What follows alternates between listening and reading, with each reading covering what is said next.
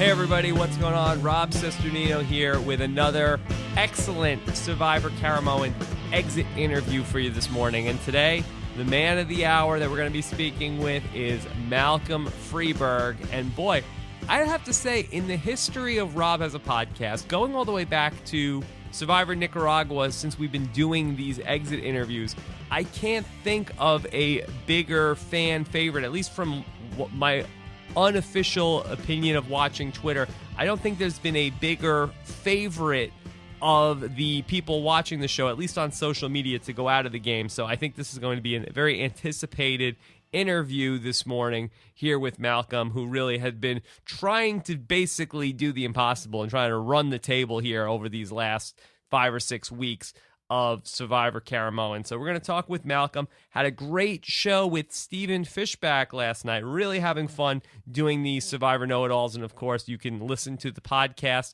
the same way you're listening to this podcast, or you could watch the videos on our YouTube channel and see the whole show.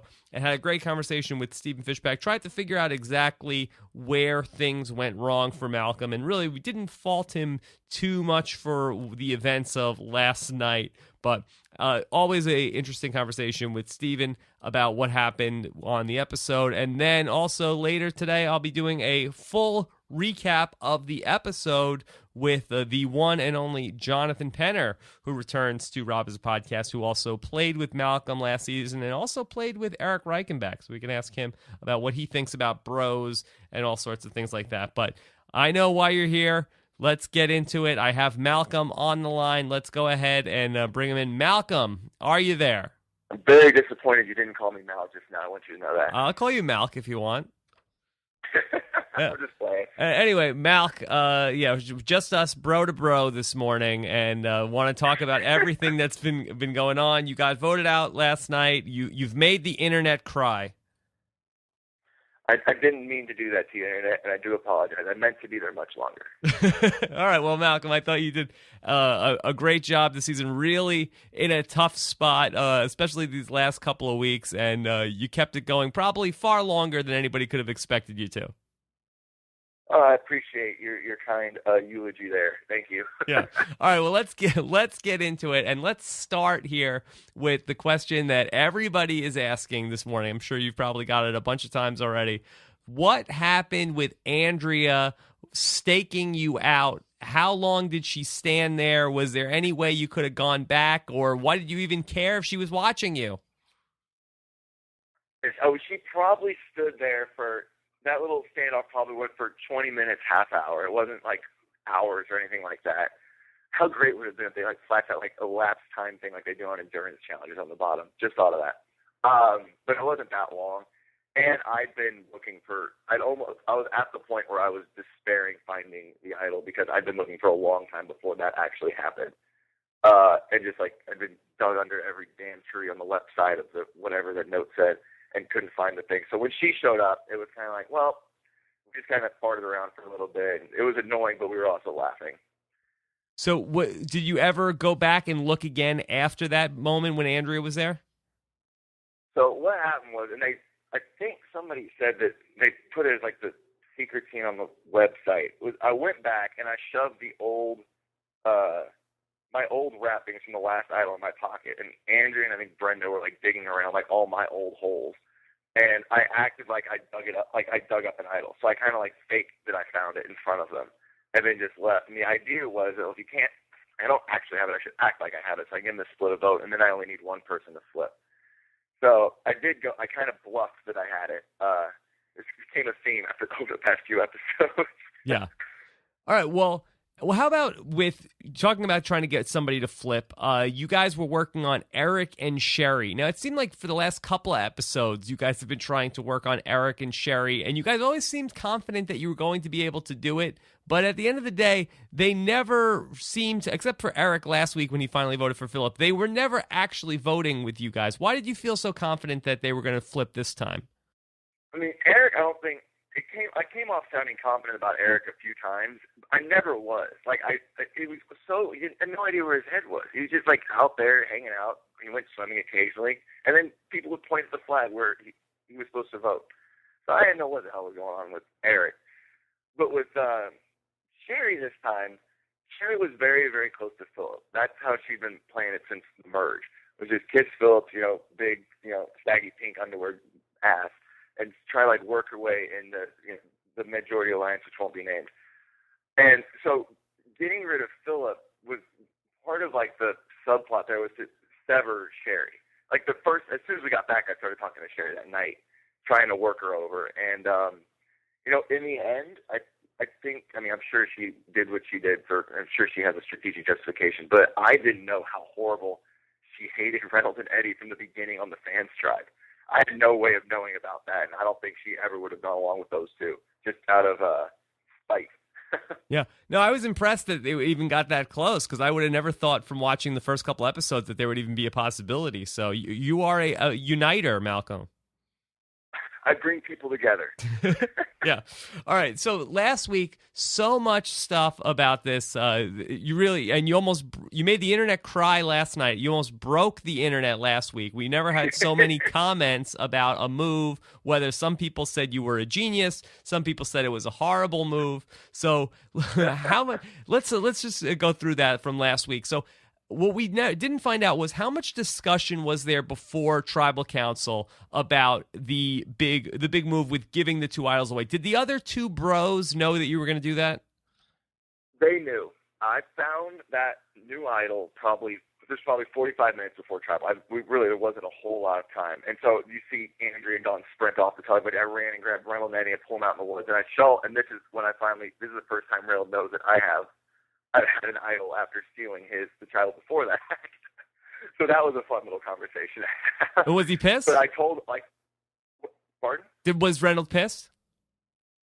I took it okay. I think there was a moment, but, I was bringing, such good tidings along with that little, devilish secret that I think it kind of balanced itself out.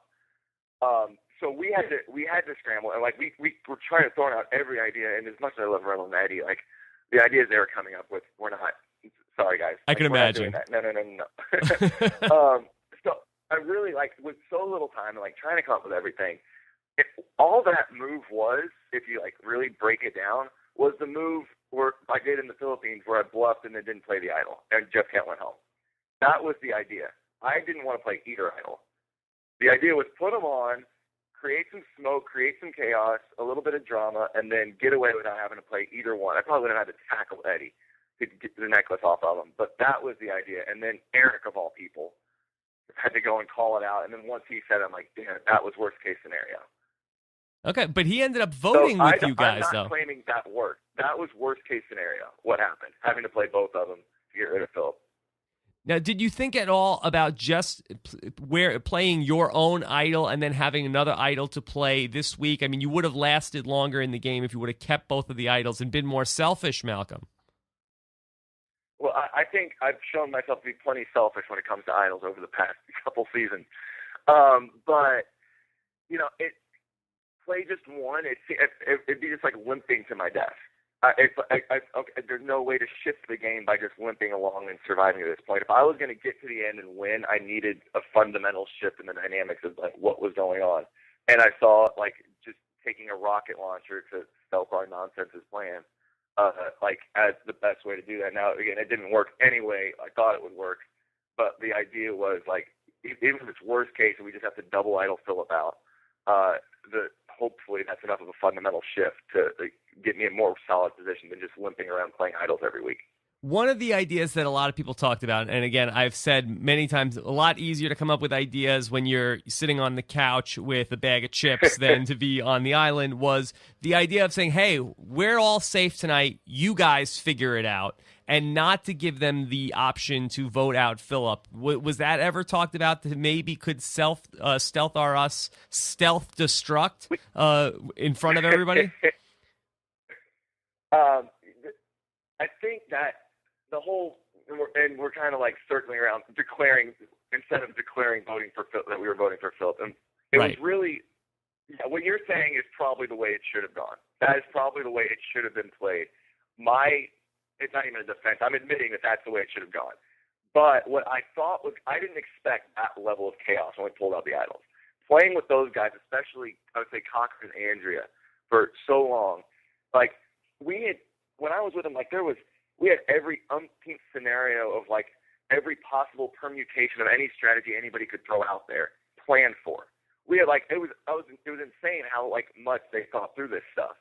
So I absolutely thought that they would have a plan in place. I really thought that everyone would just unite against Sherry. That was like what I expected to happen. They'd all look at each other, kind of nod, shake their shoulders, like, yeah, we're going to vote for Sherry. And I thought I was going to have to pull this total coup to get like try to swing people to Philip. Because Sherry goes home, then we haven't accomplished anything. We just like, and we're just, maybe we get to keep him, which was the goal. But yeah, looking back on it, calling out Philip was probably a mistake. But I didn't anticipate that level of chaos. I just didn't realize that it was going to be that big of a bomb on him. Okay, so playing this season, you came in as an outsider. All the other favorites, at least to some degree, knew each other. How were you treated early on in the game as the only person who nobody knew who you were? Very, very cautiously. I got along with Corinne really quick because she had that same sort of outsider mentality to her. Like people didn't really know what to make of her. Just not part of that, I guess, whatever Survivor clique. So we got along, and we managed to figure out where the majority was going to vote on that first vote for Fran, and I just weaseled my way in, and I got myself into the majority. But even like Sam, like all the like days that we're just sitting around the favorite speech, I was never involved in the conversations. I was told what to do instead of having conversations about what we were going to do. So I was in, but I was just on the bottom of it. So I think I was liked and everyone got along and we had a very good time on the service, but I was never really taken, seriously or never really, trusted enough to be given the full plan. I was just told at the last minute, and that's what led to me, being so anxious to jump ship. Okay, so we got a few more minutes with Malcolm. We got a bunch of questions that let's try to do them a little bit rapid fire. Lightning round. Okay, but I got a lot of them, so here we go. So how about what is with this guy Eddie? Why does he not buy the advantage in the immunity challenge? He's saving his money for peanut butter. You're talking about a guy who can't understand why cute girls are getting voted off. Next question. Yeah. All right. How come in all of these permutations, we're talking about Sherry, we're talking about Eric, how come there was never a mention of you guys working with Brenda or trying to bring Brenda over? Brenda found herself on the wrong side of that first vote, and for a month now, all she's been doing is working her way into, stealth our nonsenses, core group of people. So she was, as much as the internet chatters, where's Brenda? She's just playing a very, social game, just kissing everybody's butt. Philip was one of the big ones, but also Andrea and Dawn. Okay. So how is this game different if a couple of weeks ago Corinne doesn't end up talking to Dawn about the plan? We still weren't going to be foolproof, but we'd have to get tricky, and there's still some moves that need to be made, but it's a complete 180 from what we're seeing. What was your reaction when you found out that Philip wanted to split the votes and Corinne is arguing against splitting the votes there? I wanted to drive immediately to Corinne's house and drop kick her in the face. All right. I had no idea that happened. I had no idea. Yeah. Okay. Well, speaking of things you had no idea about, did you know that the reason the famous Hold Up Bro incident ended up being a bust was because Eddie blabbed the plan to Andrea? I found out getting information out of Eddie is no trivial task. I worked those two for days trying to figure out what happened because I thought we were foolproof, and eventually got out. I was like, well, yeah, I talked to Andrea, and I might have mentioned we were voting for her. And again, drop kick to the face. With allies like this, who needs enemies? Come on, guys! Goodness gracious. Okay, so how about the idea of a bro alliance? Is the idea of a alliance of all bros? Do you still think is this a good idea, or is this something that just fundamentally can never work on Survivor?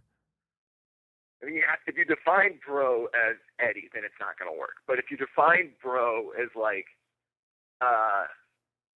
just guys doing it, an all guys, it works for girls. Why can't it work for guys? Is there something fundamentally different since we don't have a Y chromosome? I don't know. No, I think so though. I thought it could work. But I think what why it does work for women, it's because the women can say together, hey, let's get rid of all of these big, strong guys so we all have an even shot at winning the challenges. And that's why I think it works for the women, and they get into the whole girl power whole sort of thing. But for guys, I think it's tough to recruit people to come and work with you because you guys say, hey, come be with us. And now I have no chance to ever win the challenges, even though Cochran's winning all the challenges.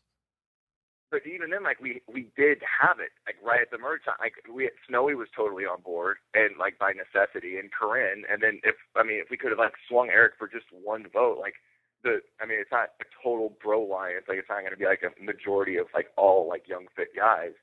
But, like, we had it at one point. I thought I had it going into that vote where Corinne got booted off. So I see what you're saying, and it's probably, like, you're right, like, fundamentally it's more difficult probably to pull off, but I think it could work. Now, physically, how messed up were you at the end of, you've played Survivor 2 times basically in 3 months at this point. How are you holding up physically at the end of this game? Oh, such a wreck. Like, even watching it last night, just, like, looking at, like, my body, like, it's not, like, good, like, lean because you're starving. It's like I look, like, sickly, like, starving, like, those commercials where you're supposed to or send, like, a nickel a day to, Kenya or something. I was, like, it's horrible.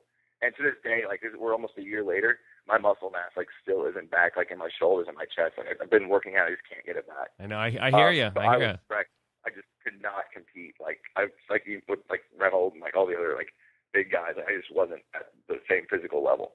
All right, and how many beers did you have last night? I was so good, Rob. Because I remember last time I had to do these interviews, I was in such terrible shape from I'd gone out hard the night before. I was very responsible at that. I only drank mildly heavily. All right, and I think I know the answer to this question, but how open are you to a third Survivor appearance? Hey, that's the $1 million question. Ooh, I said that like as a cliche. I didn't even mean to be clever about it. Yeah. It's if I'd won, it'd be like I might not consider going back, but having lost now twice, that fire's still there. Yeah, why the hell not? Right. All right. Well, Malcolm, thank you so much for dealing with a lot of these nitpicks for things. You did a great job on there, and hey, that's what we do on the internet with Survivor is we're going to nitpick everything. So thanks for stepping up to the plate, answering all these questions. And one of these days, maybe next season, we'll do a whole long podcast if you're up for it and talk about everything in greater detail. Yeah, absolutely. And feel free to continue to nitpick everything and, mock me in the future. All right. Take care, Malcolm. Have a great one. Bye. You as well. All right, everybody, there you have it. That was our buddy Malcolm Freberg here on Rob Has a Podcast. And Malcolm in good spirits after going out of the game last night and ending a marathon sort of stretch of him being on Survivor back-to-back. All right, so we're just getting started. Unlike Malcolm, we are just getting started with Survivor for today, and we are going to speak with the one and only Jonathan Penner later on today. Very much looking forward to catching up with Penner. I'm sure he's going to have a lot to say about Malcolm. As always, I think Penner has a lot to say about everything. So we'll talk with Penner. And we are looking for your questions and comments about the episode, as always. So later on today on Facebook, if you go to facebook.com/Rob Has a Podcast, I will post the thread with a picture, and we're going to be looking for your comments and questions for Jonathan Penner. And of course, we are always eager to get your voicemails on the show, and there's 2 ways to do that. The preferred way is actually go to robhasawebsite.com/voicemail. Use the microphone on your computer. It's actually a better sound quality. Or you could do it from your phone if you're so inclined. Go to dial, 323-282-RHAP, 323-282-RHAP, and you could leave us a voicemail, and we'll do those. And I believe we're going to have Nicole later on, so we will be taking your voicemails with Nicole. And also, if you have a voicemail for Penner, I've been able to the last couple of weeks. If you want to leave a voice question specifically for Penner, I can play those for the guests with this very fancy setup that we have over here at Rob Has a Podcast. And if you like what you heard today and want to help out the show, you can go to our iTunes page. Go to robhasawebsite.com/iTunes and leave us a 5-star rating and comment that you are enjoying Rob Has a Podcast. And if you're not subscribed, you could do that there too. That helps us out in our iTunes rankings. So thank you guys very much. And week after week, Survivor Know-It-Alls has been showing up as the #1 most downloaded show a couple days after it airs on iTunes. So thank you guys very much for helping us come to the top spot in the TV and film category. So always appreciate it. Thank you guys so much. Can't do it without you guys. So we'll be back later on today with a Penner cast. Rob has a Penner cast 3 later on today. Looking forward to it. Talk to you guys later. Bye.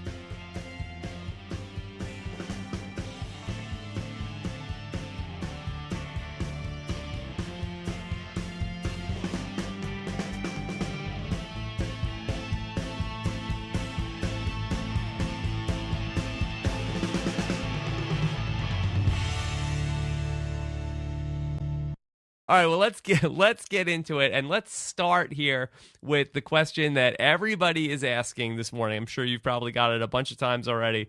What happened with Andrea staking you out? How long did she stand there? Was there any way you could have gone back, or why did you even care if she was watching you? Oh, she probably stood there for that little standoff. Probably went for 20 minutes, half hour. It wasn't like hours or anything like that. How great would it have been if they flashed out a lapse time thing like they do on endurance challenges on the bottom? Just thought of that. But it wasn't that long. And I'd been looking for, I was at the point where I was despairing finding the idol because I'd been looking for a long time before that actually happened. And just I'd been dug under every damn tree on the left side of the whatever the note said and couldn't find the thing. So when she showed up, it was kind of well, we just kind of farted around for a little bit. It was annoying, but we were also laughing. So did you ever go back and look again after that moment when Andrea was there? So what happened was, and I think somebody said that they put it as the secret scene on the website. I went back and I shoved the old, my old wrappings from the last idol in my pocket, and Andrea and I think Brenda were digging around all my old holes, and I acted like I dug it up, I dug up an idol. So I kind of faked that I found it in front of them. And then just left. And the idea was that if you can't, I don't actually have it, I should act like I have it. So I give them a split a vote, and then I only need one person to flip. So I did go, I kind of bluffed that I had it. It became a theme after over the past few episodes. Yeah. All right. Well, how about with talking about trying to get somebody to flip? You guys were working on Eric and Sherry. Now, it seemed like for the last couple of episodes, you guys have been trying to work on Eric and Sherry, and you guys always seemed confident that you were going to be able to do it. But at the end of the day, they never seemed to, except for Eric last week when he finally voted for Philip, they were never actually voting with you guys. Why did you feel so confident that they were going to flip this time?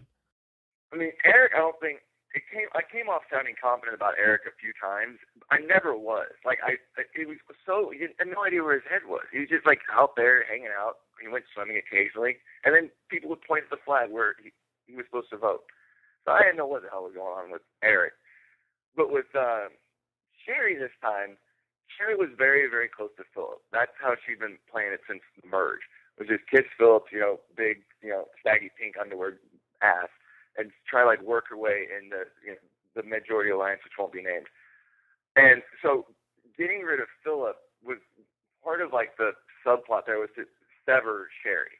As soon as we got back, I started talking to Sherry that night, trying to work her over. And in the end, I'm sure she did what she did I'm sure she has a strategic justification, but I didn't know how horrible she hated Reynolds and Eddie from the beginning on the fans tribe. I had no way of knowing about that, and I don't think she ever would have gone along with those two, just out of spite. Yeah. No, I was impressed that they even got that close, because I would have never thought from watching the first couple episodes that there would even be a possibility. So you are a uniter, Malcolm. I bring people together. Yeah. All right. So last week, so much stuff about this. You really, and you made the internet cry last night. You almost broke the internet last week. We never had so many comments about a move, whether some people said you were a genius, some people said it was a horrible move. So how much, let's just go through that from last week. So what we didn't find out was how much discussion was there before Tribal Council about the big move with giving the 2 idols away. Did the other 2 bros know that you were going to do that? They knew. I found that new idol probably 45 minutes before Tribal. There wasn't a whole lot of time. And so you see Andrea and Dawn sprint off the tug, but I ran and grabbed Reynold and pulled him out in the woods. And this is the first time Reynold knows that I've had an idol after stealing the Tribal before that. So that was a fun little conversation. Was he pissed? But I told, pardon? Was Reynold pissed? I took it okay. I think there was a moment, but I was bringing such good tidings along with that little devilish secret that I think it kind of balanced itself out. So we had to scramble, and we were trying to throw out every idea. And as much as I love Reynold and Eddie, the ideas they were coming up with were not. Sorry, guys. I can imagine. No. So I really with so little time and trying to come up with everything. All that move was, if you really break it down, was the move where I did in the Philippines where I bluffed and then didn't play the idol and Jeff Kent went home. That was the idea. I didn't want to play either idol. The idea was put them on. So I absolutely thought that they would have a plan in place. I really thought that everyone would just unite against Sherry. That was what I expected to happen. They'd all look at each other, kind of nod, shake their shoulders, yeah, we're going to vote for Sherry. And I thought I was going to have to pull this total coup to get try to swing people to Philip. Because Sherry goes home, then we haven't accomplished anything. We just and we're just maybe we get to keep them, which was the goal. But looking back on it, calling out Philip was probably a mistake. But I didn't anticipate that level of chaos. I just didn't realize that it was going to be that big of a bomb on them. Okay, so playing this season, you came in as an outsider. All the other favorites, at least to some degree, knew each other. How were you treated early on in the game as the only person who nobody knew who you were? Very, very cautiously. I got along with Corinne really quick because she had that same sort of outsider mentality to her. People didn't really know what to make of her. Just not part of that, I guess, whatever Survivor clique. So we got along, and we managed to figure out where the majority was going to vote on that first vote for Fran, and I just weaseled my way in, and I got myself into the majority. But even Sam, all the days that we're just sitting around the favorite speech, I was never involved in the conversations. I was told what to do instead of having conversations about what we were going to do. So I was in, but I was just on the bottom of it. So I think I was liked, and everyone got along, and we had a very good time on the service. But I was never really taken, seriously, or never really, trusted enough to be given the full plans. I was just told at the last minute, and that's what led to me, being so anxious to jump ship. Okay, so we got a few more minutes with Malcolm. We got a bunch of questions that let's try to do them a little bit rapid fire. Lightning round. Okay, but I got a lot of them, so here we go. So how about what is with this guy Eddie? Why does he not buy the advantage in the immunity challenge? He's saving his money for peanut butter. You're talking about a guy who can't understand why cute girls are getting voted off. Next question. Yeah. All right. How come in all of these permutations, we're talking about Sherry, we're talking about Eric, how come there was never a mention of you guys working with Brenda or trying to bring Brenda over? Brenda found herself on the wrong side of that first vote, and for a month now, all she's been doing is working her way into, stealth or not. Hey everybody, what's going on? Rob Cesternino here with another excellent Survivor Caramaon exit interview for you this morning. And today, the man of the hour that we're going to be speaking with is Malcolm Freberg. And boy, I have to say, in the history of Rob as a podcast, going all the way back to Survivor Nicaragua, since we've been doing these exit interviews, I can't think of a bigger fan favorite, at least from my unofficial opinion of watching Twitter. I don't think there's been a bigger favorite of the people watching the show, at least on social media, to go out of the game. So I think this is going to be a very anticipated interview this morning here with Malcolm, who really had been trying to basically do the impossible and trying to run the table here over these last 5 or 6 weeks of Survivor Caramaon. So we're going to talk with Malcolm. Had a great show with Stephen Fishback last night. Really having fun doing these Survivor Know-It-Alls. And, of course, you can listen to the podcast the same way you're listening to this podcast, or you could watch the videos on our YouTube channel and see the whole show. And had a great conversation with Stephen Fishback. Tried to figure out exactly where things went wrong for Malcolm. And really, we didn't fault him too much for the events of last night. But always a interesting conversation with Stephen about what happened on the episode. And then also later today, I'll be doing a full recap of the episode with the one and only Jonathan Penner, who returns to Rob as a Podcast, who also played with Malcolm last season and also played with Eric Reichenbach. So we can ask him about what he thinks about bros and all sorts of things like that. But I know why you're here. Let's get into it. I have Malcolm on the line. Let's go ahead and bring him in. Malcolm, are you there? I'm very disappointed you didn't call me Mal just now. I want you to know that. I'll call you Malk if you want. I'm just playing. Anyway, Malk, it was just us, bro to bro, this morning, and want to talk about everything that's been going on. You got voted out last night. You've made the internet cry. I didn't mean to do that to you, Internet, and I do apologize. I meant to be there much longer. All right, well, Malcolm, I thought you did a great job this season, really in a tough spot, especially these last couple of weeks, and you kept it going probably far longer than anybody could have expected you to. I appreciate your kind eulogy there. Thank you. Yeah. Create some smoke, create some chaos, a little bit of drama, and then get away without having to play either one. I probably would have had to tackle Eddie to get the necklace off of him, but that was the idea. And then Eric, of all people, had to go and call it out. And then once he said it, I'm like, damn, that was worst case scenario. Okay, but he ended up voting with you guys, I'm not claiming that worked. That was worst case scenario. What happened? Having to play both of them to get rid of Philip. Now, did you think at all about just playing your own idol and then having another idol to play this week? I mean, you would have lasted longer in the game if you would have kept both of the idols and been more selfish, Malcolm. Well, I think I've shown myself to be plenty selfish when it comes to idols over the past couple seasons. But, play just one, it'd be just like limping to my death. There's no way to shift the game by just limping along and surviving to this point. If I was going to get to the end and win, I needed a fundamental shift in the dynamics of like what was going on. And I saw like just taking a rocket launcher to stealth our nonsense's plan. As the best way to do that. Now, again, it didn't work anyway. I thought it would work, but the idea was like, even if it's worst case and we just have to double idol Philip out, hopefully that's enough of a fundamental shift to get me in a more solid position than just limping around playing idols every week. One of the ideas that a lot of people talked about, and again, I've said many times, a lot easier to come up with ideas when you're sitting on the couch with a bag of chips than to be on the island, was the idea of saying, hey, we're all safe tonight, you guys figure it out, and not to give them the option to vote out Philip. Was that ever talked about, that maybe could stealth destruct in front of everybody?